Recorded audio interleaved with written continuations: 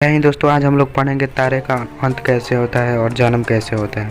तो चलिए वीडियो को स्टार्ट करते हैं। सबसे पहले हम आपको बता दें तारे के बारे में जानने के लिए हमें एस्ट्रोनॉमी मदद करता है। सबसे पहले हम आपको बता दें तारा किसे कहते हैं। तारा विशाल गोलाकार आकाशीय पिंड है जिनसे अत्यधिक मात्रा में प्रकाश और ऊष्मा निकलती है, उसे तारा कहते हैं। अब चलिए जानते हैं तारा बनता कैसे। तारा गैसों के बने होते हैं। तारा बनने से पहले बिखरा बिखरा सा गैस रहता है, उसे हम विरल गैस कहते हैं। जब वही विरल गैस जब पास ग्रेविटेशन के वजह से आने लगते हैं और सटने लगते हैं, और जब पूरा से सट जाते हैं, अपने एक आकृति बना लेते हैं, तब उसी को हम लोग नेबुला कहते हैं। और हाँ, जब कोई भी चीज़ पास आती है तो उसमें हीट जनरेट होता है और उसमें आग लग जाता है, तब एक तारा का निर्माण होता है। अब यहाँ तक समझ में आ गया कि तारा बनता कैसे है। अब हम लोग समझेंगे तारा खत्म कैसे होता है। तो चलिए आगे बढ़ते हैं। जब तारे का अंदर का ईंधन खत्म होने लगता है तब लाल दानों का रूप ले लेता है। इसे इंग्लिश में रेड जाइंट बोलते हैं। चलिए जानते हैं तारे के अंदर ईंधन क्या होता है। तारे का अंदर का ईंधन जो होता है हाइड्रोजन होता है। जब धीरे धीरे तारा अंतिम अपने समय पर आने लगती है, तब जो हाइड्रोजन होता है वो हाइड्रोजन से हीलियम में कन्वर्ट होने लगता है। अब आपको समझ में आ गया होगा कि ईंधन में कौन सी गैस है और बदलती किसमें है।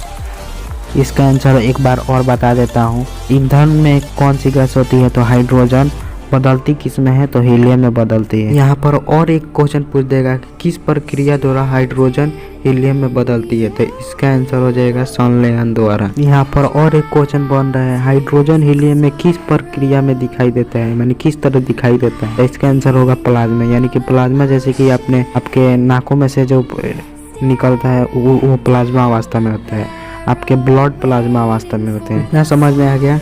तो चलिए आगे बढ़ते हैं। जब तारे का अंदर का ईंधन खत्म होने लगता है, यानी कि उसके अंदर का जो हाइड्रोजन रहता है वो खत्म होने लगता है, तब तारा का आकार बड़ा हो जाता है। यानी कि जो तारा होता है उसका आकार बड़ा हो जाता है और लाल दिखाई देने लगता है, एकदम बहुत ही खतरनाक लाल दिखाई देने लगता है, इसलिए उसको लाल दानव कहते हैं। इंग्लिश में इसे रेड जाइंट बोलते हैं। एग्जाम्पल देखिए इसका, सूर्य आज से 5 अरब वर्ष बाद लाल दानव बन जाएगा, यानी कि लाल दिखाई देने लगेगा। उसके बाद से वहाँ के लोगों देखेंगे कैसे दिखाई देता है। अब समझेंगे छोटे तारे का जन्म कैसे होता है। छोटे तारे का जन्म और बड़े तारे का जन्म अलग अलग प्रक्रिया से होता है। तो यहाँ तक तो सेम रहता है, रेड जाइंट तक सेम रहता है। सबसे पहले विरल गैस बनता है, उसके बाद से निहारिका यानी कि नेबुला बनता है, उसके बाद से तारा बनता है, उसके बाद से रेड जाइंट का रूप लेता है। इसके आगे छोटे तार में फॉसिल स्टार बनता है, यानी कि जीवाश्म तारा। इसे हिंदी में श्वेत वामन भी बोलते हैं। उसके बाद से ये बन जाता है ब्लैक ड्वार्फ, यानी कि काला वामन। इसके बाद से इसकी मृत्यु हो जाती है। अब पढ़ेंगे बड़े तारा का जन्म और अंत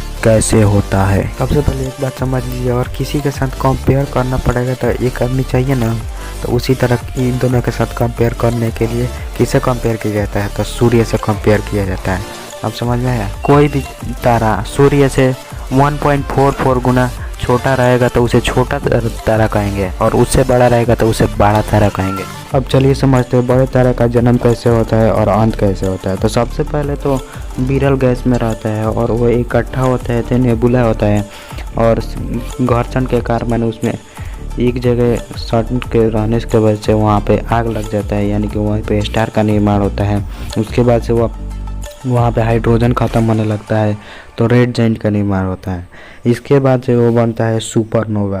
या सुपरनोवा के फटने के बाद से यहाँ पर 4 तारे निकलते हैं, जो कि पहला है neutron star, Pulsar star, Quasar star and black hole. पहले बता दें ब्लैक होल का घनत्व तो सबसे ज़्यादा होता है। चलिए अब एक एक करके समझते हैं इन चारों को। सबसे पहला आता है न्यूट्रॉन तारा, जो कि इसमें कोई चार्ज नहीं आता है, ना ही इसमें प्लस होता है ना ही इसमें माइनस होता है। 2 नंबर पर आता है पल्सर स्टार, यानी कि बहुत तेज़ी से घूमने वाले तारे जिसे, और इसके बाद से आता है क्वासर स्टार, यानी कि दोनों बहुत ही तेज़ी से घूमते हैं, इतना बहुत ही एकदम gun gun gun gun gun gun gun gun करके घूमते हैं।